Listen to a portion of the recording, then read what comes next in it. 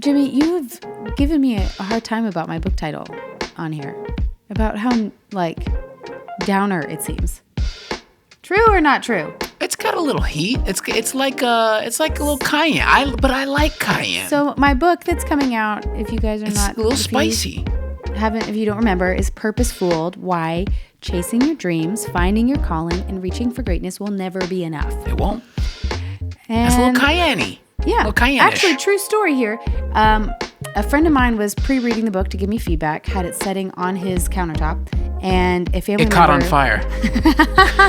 That would be hilarious. But no, a friend of his saw the book cover, who's not a believer, but read it and went, gosh, who would want to read that book? Oh, that's amazing. It looks like such a downer. You never told me that stuff. I didn't tell you that? No. And it does sound like a downer. And you know what the reason I bring that up is because this book is highly influenced by the book of Ecclesiastes in the Bible.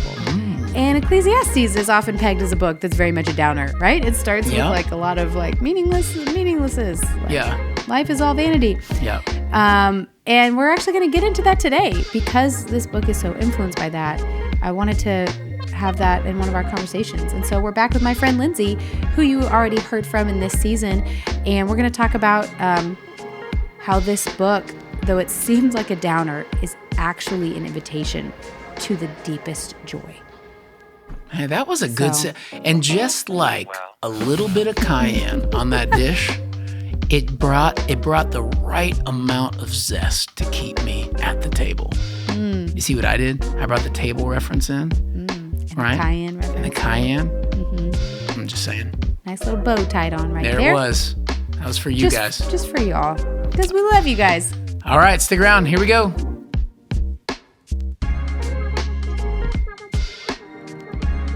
So, Liz, we're back again. So fun. And we left kind of our last conversation talking about eras of our friendship that got us to both be at the same church. Yeah. In the same city. So doing awesome. ministry side by side. So cool. Through all of our insecurities that we confess regularly to one another. Yes. But the Lord is saving us and dealing with our sin and setting us free, and it's really fun. And we still get to have conversations every day about the nerdy things in the Bible that we like to study, and our dreams about going to seminary together one day. We did say that. Which maybe we will do. I don't know. But for now, we're in our own seminary of studying the Bible. But one other fun thing that's come up is we have now begun a teaching program at this church, and that has spread its wings a little bit beyond this church, where we are equipping women to teach the scriptures to others. And that has been a crazy journey and so fun. I think what's neat is that it's a lot of ways the fruit of a lot of the ups and downs of all of that over the years, and us both recognizing in ourselves a passion for teaching and a gifting for it, which we would both say, though God asks you to die to it sometimes, doesn't mean that God didn't legitimately gift you. Yeah. That it doesn't mean it's not a legitimate thing to steward even, to care about, to... anything that's entrusted to you by the Lord is important to steward and care about. Yeah. And we've both fought for that over the years. And that has, in the journeys of the up and down of different types of seasons of our life, has landed us in a place where we've linked arms together and said, let's take all that journey and bless others with it and equip those who find themselves like us raising their hands saying, I'm really interested in doing this. And really... it started with you. I mean, so I don't know if you want to give a brief little history of like how this came about, and then we can talk about how our story has kind of weaved its way into how we do this. Yeah, so I did get to come to Stonegate and did get to indeed do ministry at Stonegate, just as someone who goes to our church, but also got to do women's ministry. But one of the beautiful things that happened was from being on staff, there was already I think it was mostly some of the guys, doing a teaching lab where someone teaches and you get instant feedback. And I was invited to go, just like they just were like, hey, come watch, come see what this is like. This might be helpful. And it felt like a game changer. So I studied communications, but something in me likes that. Something in me likes words and talking, and I already like it. And I've never seen anything that would give you such critical, important feedback and help you grow as a teacher as I saw in that moment. I was like, this changes everything. And which then in that moment was people are teaching. Yeah. And in real time, right then. It's so hard. They're getting feedback. Yes. Verbally, in front of everybody else. Yeah.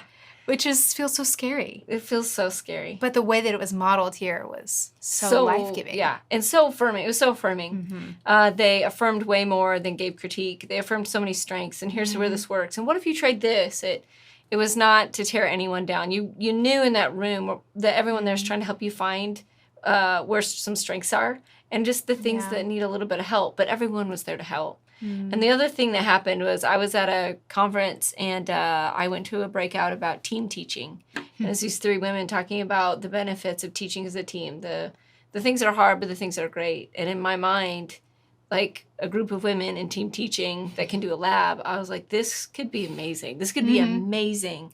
And so we did.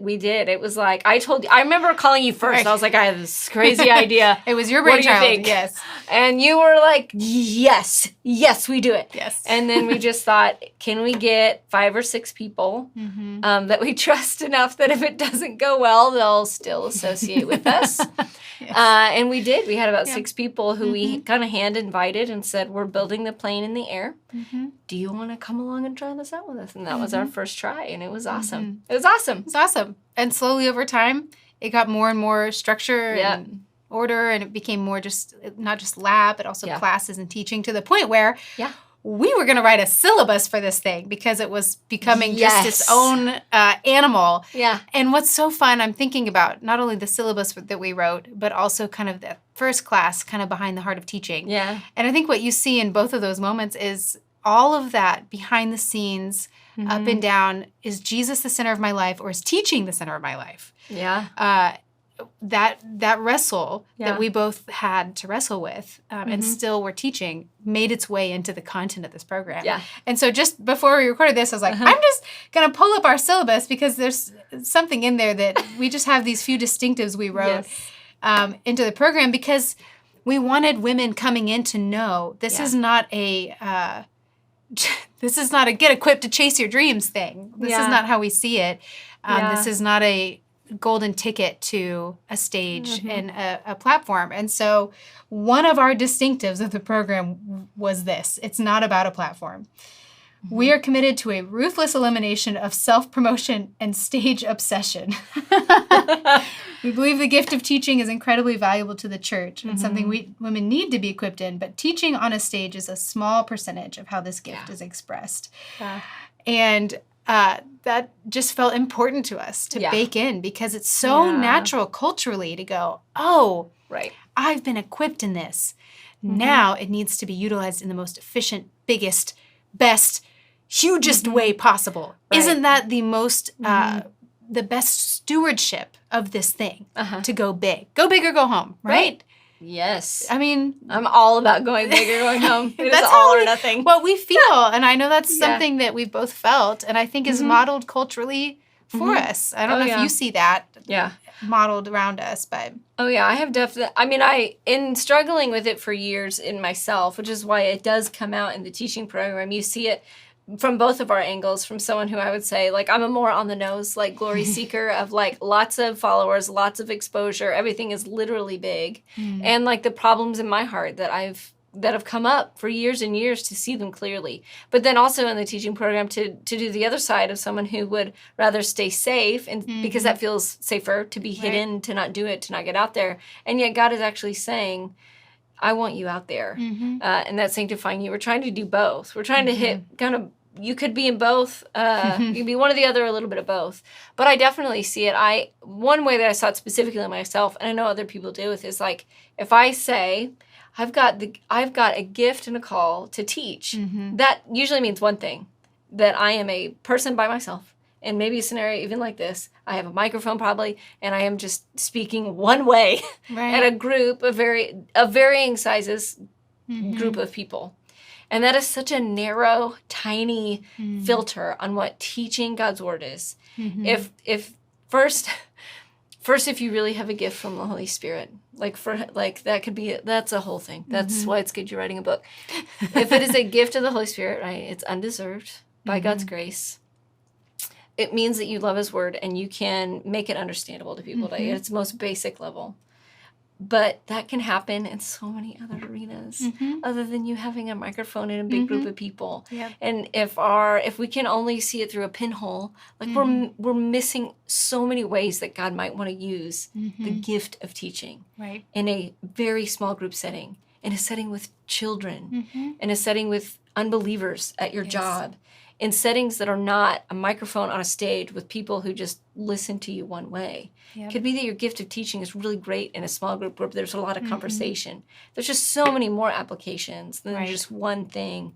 And trying to bring that idea to people. Expose that we have a misunderstanding. I have a gift of teaching, so it must only look one way. Right. And say, you may have the gift of teaching, sure.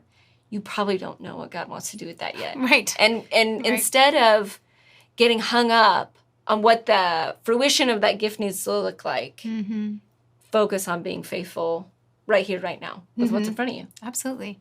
And that's even something I think people struggle with outside of just teaching gifting. It's like someone could be listening to this and be like, I don't feel that at all. Yeah. But we're in a culture that is telling us to discover our gifting, discover our calling, and to figure out what it is so that we can go big with it, by and large. I feel like that's what we're hearing. So if it is something that's not even in the like ministerial spaces, it's a unique artistic gift, of creating certain things. Maybe you just have that gift, or maybe it's a certain skill that you have that could be applied in a workplace setting. Yep. The answer is, if you really have that gift, then what's the top of the mountain? You need to maximize it. You need to maximize everything. And yes. And that's exhausting. So exhausting. I mean, it's like, it hurts a little to be like, does every hobby have to be the side hustle? Every time. Does every little thing that I become interested in, even if it's a pet, now have its own Instagram page so that I can like market it even more? Like, does anyone need to see just pictures of my dog for some unknown reason? I like Instagram pages with dogs, but there is something that's compulsive in us, whatever it is. Immediately thinking of bigger is usually better. Right. Bigger in terms of numbers, bigger in terms of measurement and growth. Right. Because that can add to your, I feel like I'm bringing something of value, I'm bringing something bigger, and it feeds all that. So I remember that happening a lot, being on the road with Jimmy, where people would just see just a large amount of gifting and talent, and the equation was, therefore, you're going to be huge.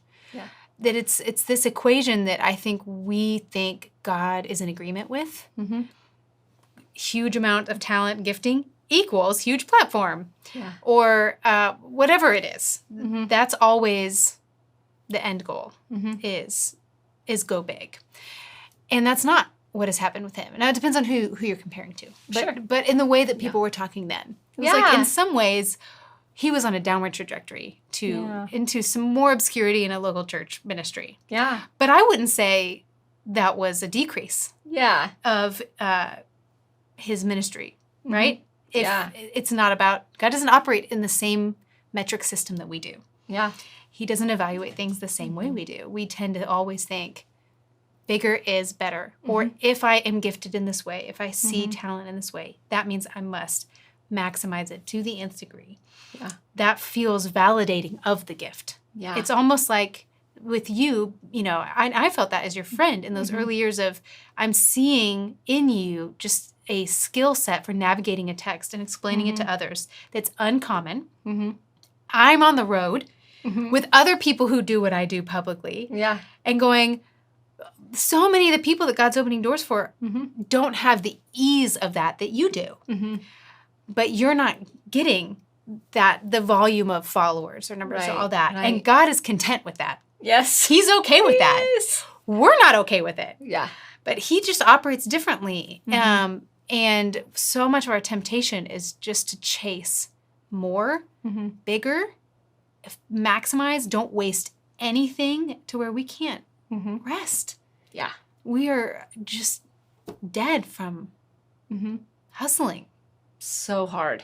Yes. Hustling so hard all the time. Yes. And it feels noble, I think. What's hard for us to stop is because as believers, we're doing all of this in effort to get the most important news in the world to the hands of other people. And so it feels justifiable to fight for bigger all the time at expense of our own souls. Right. Yeah, it's hard because it feels like you're chasing like it seems right to sacrifice for the gospel going out. And it seems right that it's the best news ever. And even some of the things we read in the New Testament, it's like 3,000 people got saved that day. So you're like, that's going to happen. I'm going to do that. And we have all that. And it's already ingrained in us that human metric is like bigger is always better. And so it's really easy to put that and lay that on top of gifting, on talent, or on something that you really care about. Because in the gospel, the news of Jesus really does matter. Yes. And it really matters eternally. But it's confusing that it gets intertwined with, I really want my life to really matter. Like even beyond me dying. And I want it to make me matter while I'm on this life. And in a weird way, it's like the gospel does matter and it does give you worth. And yet, you can't make your life's meaning. You can't get your life's meaning in maximizing the exposure you can get, the thing you can accomplish, and what you can do with this. Well, even when you think of some of the people that we do admire in the scriptures, it's like we mentioned John the Baptist last conversation. Yeah. It's like, by all measurements, he had a very short-lived ministry. Yeah. It was like he came out of nowhere. Yep. His ministry blew up. And it's a few years? We're talking about just a small, short number of years. And then not only is his ministry dying, he's then imprisoned and beheaded. Yeah. So it's like... Yeah. I mean, this John the Baptist is one of the best. It's just the best case study to like be like, I want to be significant, do something significant for Jesus. It's like, read about John the Baptist first. Because he was significant. There's not, I mean, Jesus said it, no one born of a woman is greater than John, but just his life is covered with all this supernatural move of God. He's been prophesied. There's not many humans that have been prophesied. He's a huge deal. There's all this crazy stuff that happens around his birth. So people are already anticipating. They're already saying, oh my goodness, this guy's going to be big. And he does have a big ministry. A lot of people knew who John the Baptist was. And then he goes to prison because he's fiery, he's convicted. This is wrong. So he's doing he's got all the right things. And in prison, sometimes I'm like, was he like, how come I can't be like Elijah? Like Elijah got to call down fire and like bears out of the woods. But John, there was no angels who broke into prison for John. There's no fire that came down. Herod didn't have a dream and changed his mind. You know, no one stopped the executioner from killing John. Including Jesus. He just died. And it didn't mean that John wasn't who he was Anything, still who he's using his gifting actively and being a good steward of his gifting, calling, and ministry is what lands him in obscurity, in jail, and death. Yeah. That's where it leads him. It reminds me of Joseph. Yes. Just Joseph in his wild obedience to God and reverence for God, which is the reason he has so much favor, lands him as he resists Potiphar's wife to fight for holiness in this foreign land in prison. Yeah. He's forgotten about. Yeah. So it's like his doing the very thing that was giving him the favor in the first place actually sent him in jail. And the question I think we have to answer is am I willing to receive that? Yeah. That actually good stewardship of my gifts, of the things God has entrusted to me, might not make me bigger. It might make me smaller. Yeah. It might not increase my followers. It may decrease them. Yeah. It might not spread a platform. It may shrink it. Yeah. That right, proper stewardship of all those things could be the upside-down kingdom. The equation is backward. We think we're getting increase, and it looks like decrease. But in God's kingdom, that is the increase. Yep. I think it's just helpful if we can learn to anticipate it. Because, like, there's several biblical characters. The pattern is some kind of call and then a bunch of suffering. Yep. That at the very least makes them go, did I get that right? Maybe I didn't get that right. And then by the end of it, sure, probably what they thought was going to happen is not what happened. And then God uses it, and they still do what God's told them to do. But the pattern wasn't like calling that you understood. It happened exactly how you hoped and planned, and it was on this great, wonderful road where everything was successful. No one has that. No one has that in the biblical story, and I don't think anyone experiences that. Like, it's the pattern of Moses. Like, he spent 40 years as a shepherd just doing shepherd stuff. 40 years of being in Egypt. Yeah. It's 80 before anything even happens. Right? Joseph is that. David is some of that. David is that, yeah. All these people have real things that real callings, real gifts they've been given from God. And yet the way that God decides to steward them and the path that God puts them on is shrinking, suffering, and difficulty that changes them, obviously. Right. Well, and that's one of the things I hope this book will do. One of the reasons I wrote it is I've had to wrestle with that. And I'm hoping it will do for people what this wrestle has done for me, which is allow my activities, my verbs, my doing to center around a person. That my verbs are now obsessed with a noun. Yes. That the big center in my life, directing and pulling and guiding, is no longer, oh, I'm good at writing, so I need to write books. Or I'm good at teaching, so I need to teach. Or whatever the thing is. That's not directing me anymore. Jesus, my noun at the center, Jesus is who I follow. And that means every verb I have at my disposal is at his disposal. And if he decides to shrink one and say, no, not right now, go, I am now free to follow a man, not follow a dream, to follow not even my passions, but to follow him. Yeah. And to know that's the best use of everything that I have been entrusted with. Right. And that following, as we in community try and walk this out, looks sometimes like elevation and sometimes like decrease. Yeah. And sometimes a mix of both, and sometimes different in different seasons. Yeah. I think of one of the women who came through our program, I think it was, I don't know what year it was, the second year, I think. Both of us, when we were doing this teaching program, she was one of the people in the class that we were like, oh man, she's got that earnest eagerness to dive deep into the word and search it out and help others understand it. And we were both excited, like, God, what are you up to in her life? Because she had not had any opportunity or training in this way, and she just came alive in it, and we were excited about that. Yeah. And it was how much longer after graduation? We have our graduation class. Long. And then she finds out of some terrible, terrible suffering going on in one of her children's life. It just sidelines them into medical appointments and all sorts of things. Yeah. And it was like, we were like ready to go, hey, we need extra teachers in this place, place in our church. Yeah. And it was like, never mind. Nope. It reminds me of Philip in ministry in Acts, right? He's just in his bustling ministry, and then the Lord, this says the Spirit, took him and sent him down a desert road alone. Yeah. That had to have felt so discouraging. Like, all this ministry is flourishing here, and you want me to go down a desert road? Right. And that's what I know she felt like a little bit. It's like, I thought the Lord was setting me up in this training for this external ministry, this maybe increase. And here she was experiencing a type of decrease in that way. Yeah. I know you and I were able to encourage her separately and be like, you took the teaching program from us, but the reality is you are now in the teaching program of the Lord. That's right. And that is this is the better part of training right now. If anything, this affirms your gift. This affirms that God's like, I would love for you to talk about me and my word.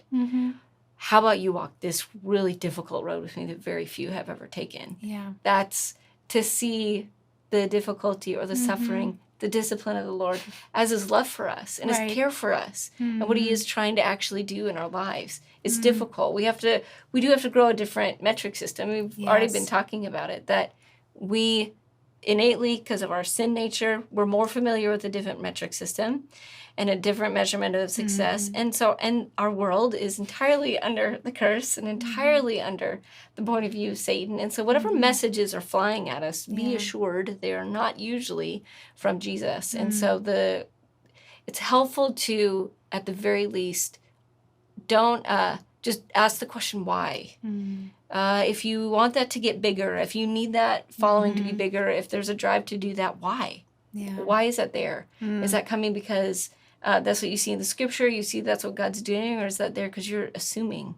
You're assuming bigger is better. You're assuming the message of, I really should pursue this. Right. There's numbers on it, but we are shouted at by more messages probably than any generation in history because of our phones and our access to books and information and podcasts, and all those things can be good. But what that means is that someone's message and some motive behind it is always coming at us constantly. Yeah. It's exhausting. It makes a case to just be quiet, shut it down for a while. But something's always telling us what's worthwhile, what's valuable, what's good, what's worth chasing, what's not worth chasing, and what is going to make your life happy. Unfortunately, there's something to buy behind all that. Right. But it's going to tell you. Like, I do it. Like, I say I'm like Judy Hopps. Like, I'm a doer. I'm a trier. And so for me, like, I'll get on Instagram and scroll, and I don't, there's nothing on Instagram saying, hey, Lindsay, you should do all of these things today because that would make you feel valuable. It's not even that obvious. I'm just watching people who I kind of know and don't really know at all, like show these curated, amazing images of the things that they've done to enrich their lives, everything from like the most organic in granola to like the opposite, like the worst expression of that, right? And everything in between is pumping out a message of like, this is what you need to be happy. This is what you need to be valuable. This is what you need to be. And just by scrolling through it, I've sort of already bought it. I'm like, I can't tell you how many times I scroll through Instagram and instantly go to my Amazon cart and I'm like, I could do that. I could make that happen. And like, I could get that watercoloring set and I could do pressed flowers and I could learn to bake bread and maybe we could raise quail. It happens like so fast. And I'm like, that is not realistic. It's like none of that should happen. But there's always messaging influencing how I'm thinking and how I'm feeling, how I should grade my own success. Yeah. And it's extremely important to question all of it and get a much different compass for the good life, for success, and for what we spend our days lavishing on and what we're chasing. You mentioned getting a good compass, better compass for the good life. Yes. That makes me think of the book of Ecclesiastes. Ecclesiastes. Oh, Ecclesiastes. Oh, I love you so much. Which we both got to teach through together at this church just recently. But Ecclesiastes has really informed the content of Purposeful. Yes. And it's in it a lot because I do think it is a particularly poignant message for us right now, especially in this conversation, that it does provide us a compass for it, and it provides us not just a compass, but also a playbook for do you want to know what the good life is? Yeah. Here it is. Yep. Which is funny because I don't think most people think if you've read Ecclesiastes, you're probably not thinking Ecclesiastes is about the good life. It isn't it meaningless of meaninglesses, and vanity of vanities, and it is the same book. And so tell me in your own words, your befriending of Ecclesiastes and what it has Ecclesiastes is like the sensei of Karate Kid. Like, it showed me so many things. And even when I was like, why are you doing this to me? Well, and even give us I'll give you the before. Well, you can give us before, but even for somebody who's listening who's like, is that a book of the Bible? Oh, cool. Yes. This even a flyby of what we're even... Of Ecclesiastes. Yeah. I'll tell you Ecclesiastes. I'll tell you where I was at before Ecclesiastes and why it hit so hard.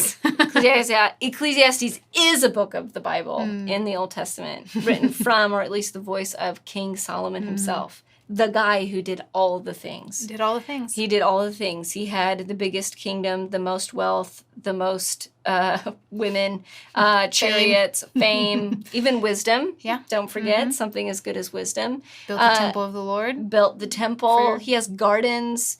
He goes into botany and animal husbandry. So he likes the sciences too. But basically, safe to say, Solomon has accomplished, earned, and done more than anyone I personally know. And he is giving the view from the top of the mountain he climbed called accomplishment.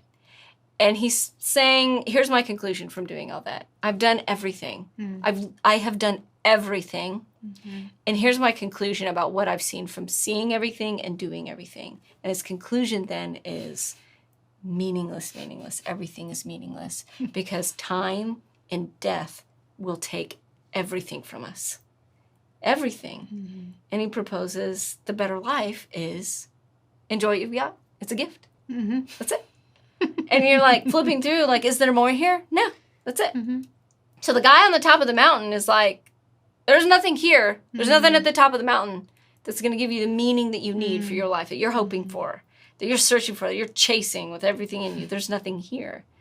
But you can enjoy what already is. That you can do. But if you do anything else, it'll be like trying to catch smoke in your hands. It's going to evaporate in front of you. Sounds like a terrible message. So good. It's so good. In a culture starved of meaning. Yeah. We have no meaning, and we are desperate to find it. Yes. For so many reasons. I think Ecclesiastes is the book to get back to. Of course we do. It hit me very hard because before I'm coming into Ecclesiastes, I am raising my kids. I have 4 little kids. Had just had a 4th little guy. Yeah. So I'm in the throes of still, napping schedules, feeding schedules. It's particularly life dominating and difficult. Sometimes my excuse is like, I'm just not good at it. It's not part of my personality. Maybe that's true. Maybe it's not. I just know it's hard. And there's still this drive in me that feels like if I could accomplish and do something out there that is more akin to what I like, which is like Bible teaching, if I could go and do that more, then I think this restlessness in me would be settled. This longing. I could get better verbs. If I could just do other things that I like more. Yeah. Then I could be the person I want to be. I could feel the happiness I long to feel. And it was in there. And unfortunately, what happens for me, if I do that, then the people in front of you are hurdles that you need to get away from. The things that you're doing, you don't care to do them, and you think they're valueless. So you can't meet God. You can't meet God in that space in your everyday. And then you're always chasing something that's always out there that never materializes. And so as I sat down on my porch and read Ecclesiastes, honestly, to just refresh myself and say, oh, maybe we should teach this. Right. I read it and just cried because I joked when we taught it. I was like, this book came at me like Miley Cyrus. It hit me like a wrecking ball. I read it and it crushed so much of my dreams, and in the same movement freed me from them. So I was chasing the wind. Yeah. I was chasing something in wanting to do ministry or teach the Bible or do something somewhere out there, thinking that in doing that, I was going to feel like I had accomplished it. I was going to find some kind of peace. I was going to be who I wanted to finally be and do the thing I think I finally wanted to do. And Ecclesiastes was saying, there's nothing there. It's not going to happen. It didn't just say like, it gets you off the hamster wheel. It just lets you know you could go down this road, but I'm just letting you know there's nothing. There's nothing there. At the end. There's nothing there. So it told me, even if you got it, Lindsay, even if you achieved it, even if you got to speak at the conferences and do the things you think you're capable of and want to do, despite the fact that that's, like, let's talk about how grossly I'm overestimating myself, but we don't even have to go there. Let's say I got it. Let's say I did it. Yep. Let's say I did it. I did the thing. Yep. I would go home and still feel the same restlessness, emptiness, loneliness, whatever, if I were not entirely abiding in Christ. The thing I do is fairly irrelevant. I mean, to satisfy that thing in me. And so it sort of gutted me, but in the best way. It was like, you don't have to even go down this road. You can jump off the hamster wheel. This isn't going to satisfy you anyway, even if you got it. That reminds me of what we see culturally and just the fame that people do get. Yeah. Whether Christian or otherwise. Yep. I think that you see that in mega church pastors that like make it big and then have huge, they just tank in some way, shape, or form. Yep. Because it's like, I did it. I grew the church. I got the platform. The book deals the things. Yeah. I'm still unsatisfied. That's not what I expected. Yep. You see it in the secular space. Yes. Movie stars or whatever, whoever makes it to the top. Yeah. It's not enough. Yeah. And that is so depressing. Yeah. Because your whole life has been chasing this thing that when I get there, I will be satisfied. Most people die chasing it. Yes. I chased it and got it in this life, and I'm still not happy? Yeah. That is so disheartening. Yeah. But it feels like to hear that message before you've climbed the mountain, Yeah. It's like a cheat code. Yeah. Like, I'm going to give you the answers before you even don't even take the test. Mm-hmm. Don't even study. Let me tell you the answer. You know, the answer is there's no meaning for you on the other side of that, which doesn't mean don't do anything. Right. It just means the doing won't give you won't solve the restlessness, won't solve the meaninglessness. Mm-hmm. Meaning is found outside of all of that, whether you have it or it's taken away, which is what I think you see in John. Yeah. He does it. Yeah. He is literally prophesied about before his birth, supernatural birth, like all of these things, filled with the Spirit from the womb. Yes. And the very forerunner of Jesus gets to baptize Jesus. Yeah. Jesus says of him, no one's better. If we have a greatness scale, John is at the top. Of course, then he's also going to say after that, if the least in the kingdom of heaven are greater than him even. Yeah. But the point is, he did it. And yet what we see in him is a extreme liberty from his activities, from his calling. It is not what's driving him. He is able to ascend into the ranks of notoriety, baptizing people, speaking to the Pharisees, speaking to Herod. That's some type of fame, right? Yeah. To have a relationship with Herod that gets him thrown in prison, yes, but still. Yeah. And then also to sink him to obscurity and go, I'm good with that too. He is utterly free from all of it. Yeah. He can be on the stage and in the audience and doesn't care. Yeah. He's happy with it either way because he's totally liberated from it because he believes what Solomon taught. When you get to the top, it doesn't do anything. It's not going to do anything for you. If I'm in the bottom, though, I'm no worse off. Yeah. Because meaning is found only in God. Mm-hmm. I think one of the reasons John was so free and so able to give his life is that he's not getting his meaning.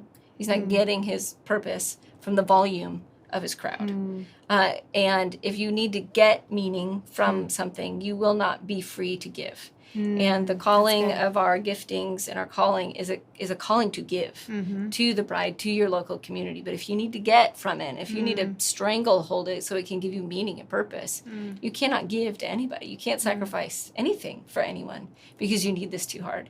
So when you get asked to make the coffee and set up the chairs and not lead the thing, and you can't do it because you feel like you should lead the thing, we're not in the body properly. Like, we're not willing to serve. We're not willing to be last because we need this thing to work out for us. We can't give because we need to get.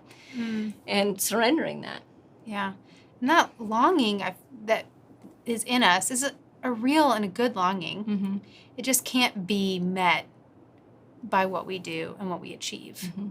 Yeah. It just is not big enough. Right. Ironically. Yeah. It's actually still too small. The longing for my greatness to be recognized in like human doing and human applause is just a misdirection. Like you're saying, the longing is actually not big enough. Like my thirst for greatness is in a way like innate, but is made to be satisfied in communion with and relationship with God who has no beginning or end. Yes. Like who's infinite. Yes. And so then in comparison, it explains why is it there? Why is it there? Yeah. And why is it never satisfied? This is frustrating. It's like, it's because it was made for God. And so when you try to fill it with something as silly as your accomplishment in human recognition, it's not even close to feeding that fire.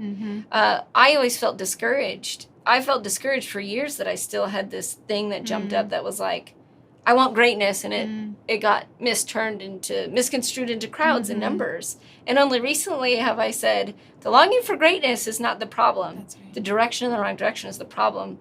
And I've said, God, increase my hunger for greatness because it's made for you. So that can happen. Yes. I can meet God there. Right.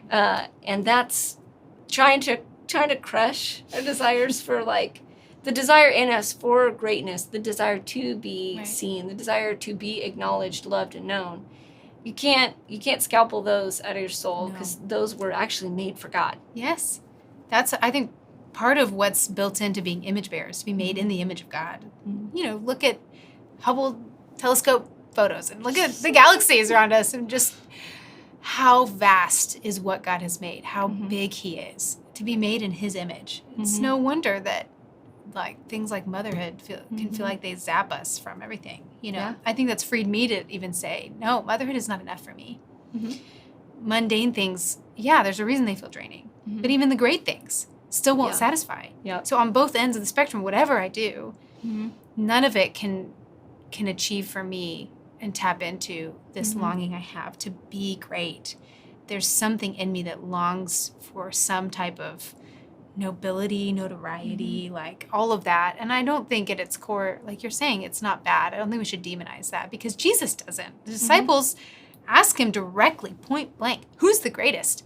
And he doesn't respond and say, you foolish disciples, how dare you ask who's the greatest? It's obviously me and you have not stopped chasing greatness. He doesn't say that. He gives them a very direct answer. He honors the question with a clear and direct answer. It doesn't shame them. He does redirect them and go, no, your desire for greatness is not found in where you think it is. And he picks up a child. It says, this is true greatness. A child is a receiver. They are happy to be that and not a contributor in the relationship. Who can enter the kingdom like that? God, you are all sufficient. I'm happy to receive your greatness and be a part of it in that way. It's like, that's true greatness. It is the upside down kingdom. Or servant, he'll say in other places, become a servant and slave to all, which I don't think means just background positions. I think anything you do can be done in a posture of that servanthood to Christ and to others. But it's embracing that he says, I look down from heaven and see true greatness.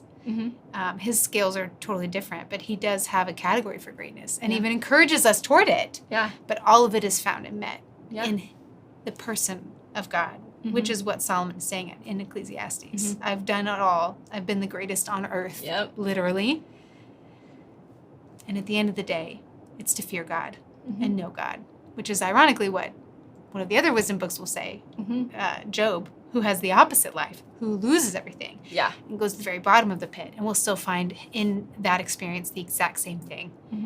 The answer is fear God. Whether in deep sorrow and suffering or the heights of achievement, the answer is still, if I don't have God, I have no good. He is everything good. But if you have him, and we all, through Christ now, have the opportunity to have him today. It's like, that's it. The dream is in front of you. Like, you don't have to change anything about your life to enjoy and experience the good life. It is literally right there for you to enjoy. One of the things, I shared it when we taught Ecclesiastes, but it was like really profound. The more we read it and the more I saw it, it was like, God, I just kept repeating the phrase to myself, God intends for me to find him right here, where I'm at right now. And not in some other more holy or more fulfilling moment. He is present and available right now. And more than once, I just have met God in profound ways, like over dishes and sitting on the porch, choosing to just sit and look at the sun and feel it and look at the leaves. And I've had these profound moments of just being with God that weren't a particularly holy or like big moment, but he was present. But he's present. And to grow in knowing that and living that has been huge over the last year for me. He intends for me to find him right where I'm at. Big moments and other small moments. And I think too, like, your and I's story has suffering sprinkled in it and throughout it. And yet I think as we continue to age, we continue to see more things like you get a diagnosis about a sickness that now your life is going to be dominated by that. Or it happens to a spouse. Now you're a caregiver to a spouse. Or you become a caregiver to a parent. And so even in your 20s and 30s and even 40s, you still have this youthful energy to like pursue a thing.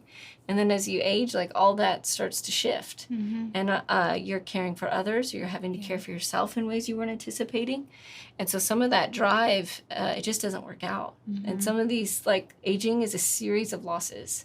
And we will ultimately, eventually lose it all. And then what? Like, and then who are we? Are we still valuable to God? Are we still loved by him? 100%.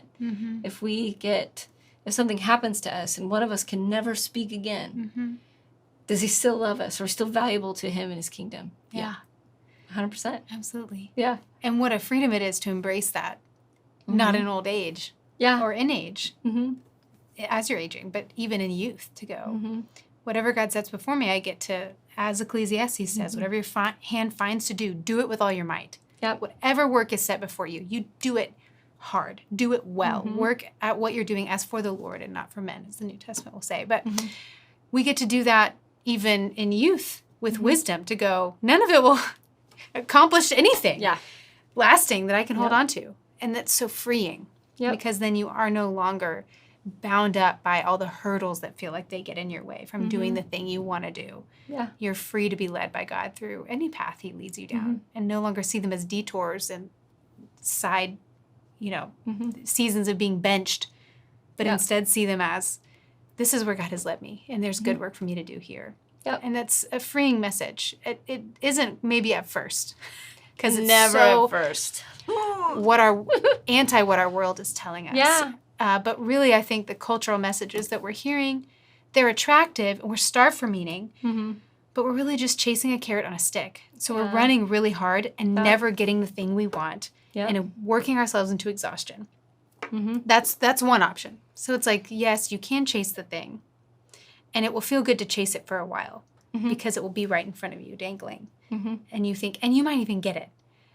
But it still won't be what you thought it was. It'll be like a rubber carrot or something. It's like not even what you wanted. You're like, well, what am I be doing all this work for? But instead on the other side is an easy yoke and a light burden that Jesus offers to do life with him. Yeah. To find him where you're at, to work hard with him where you're at. Yeah. And it's actually the good life. It really is. And if we will embrace it now, I think we'll see joy increase tenfold and freedom to serve others and steward what God's given us with more joy, peace, and honor to God because we're being led by him, not by our own passions and desires. And those things it ends up enslaving you anyway. Yep. The other thing is that, like, we think we're chasing a carrot and it's going to reward us. And, like, in the end, you turn around. It's like, I've been enslaved to this thing the whole time. Yeah. And it's ruining me. Like, absolutely. The longer you chase it, it's not just something you think you're, like, this is fine. I can pursue this. This is fine. But it's not. It's always the devil wears Prada. Like, you will soon be enslaved to the job. And then hopefully you can get out. But unless something changes, that thing that you think you're chasing is going to be great, unfortunately turns into the monster that enslaves you because you're never doing enough. Just keeps you there. Yes. So if that's where you find yourself, we've both been there. You're in very good company. We've both been know. There. And on the other side are saying, be free. Be free. Be free to enjoy God right where you're at and be okay with whatever turn he sets before you. And find some good friends. You'll need them. To talk to about it through all the ups and downs because it's impossible to do without that, I think. That's right. It's not good to be alone through it. I'm just going to say it. I'm going to say it. I think Lindsay shot is the bee's knees. Her person is like the shape of the kneecap of a bee. Oh, gosh. And I think she's great. And I think you're, I don't know. But there's no way that conversation was not helpful. And so I'm so glad we captured it. And I'm so glad that you stuck around and listened in. I hope it was helpful to you. We are going to say it again because there's only 5 of these things or 6 of these episodes, something like that. So, we just, every chance we get, go get the book, guys. Go get the book. Purposeful.com. You can pre-order it. Order it, I guess, by this point. Who knows? I don't know what future version of you is listening to this. The book is coming. Oh, it's coming. And now is. On all your normal platforms. Amazon, christianbook.com. You can go to all the places. Barnes & Noble, Target, and order Sotheby's. I don't know what that is. Is that Sotheby's? How do you say it? Sotheby's? Okay, we're derailing here. You can go to purposefool.com to find out more about the book. And I'm excited for you to get it into your hands. Maybe grab a group of friends to read it with this fall. I'd love to hear from you about it. And also, speaking of the fall, we will be coming back in our regular fall season. Yep. So we'd love to, we have already some plans brewing. We're and not going to tell you what they are. The book of... No, we're not going there right now. Well, I was about to tell you, but we just shut that. No, I totally wasn't. Okay. But we would love to hear from you. If you have any questions brewing, question@clearlypodcast.com. Let us know. Next week, we'll be back with another interview. So be there or not, but you should.